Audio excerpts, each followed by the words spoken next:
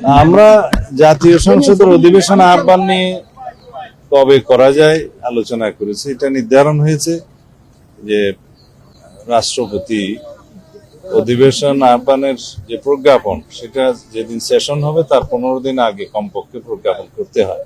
তো এই সামারিটা জাতীয় সংসদ সচিবালয় থেকে মাননীয় প্রধানমন্ত্রীর দপ্তর হয়ে রাষ্ট্রপতির কাছে যাবে। তো মহামান্য রাষ্ট্রপতি সেটা অনুমোদন করে সংসদ অধিবেশন আহ্বান করবেন। সেই মতে প্রধানমন্ত্রীর পরামর্শ ক্রমেই সংসদ অধিবেশন আহ্বান করবেন রাষ্ট্রপতি। সেটা নির্ধারণ হয়েছে 12 তারিখে মার্চের সংসদ অধিবেশন আহ্বান করা হবে এবং সেই অধিবেশনে কি কি কর্মসূচি থাকবে, কার্যসূচি, অর্ডার অফ দি ডে, সে বিষয়ে আলোচনা হয়েছে।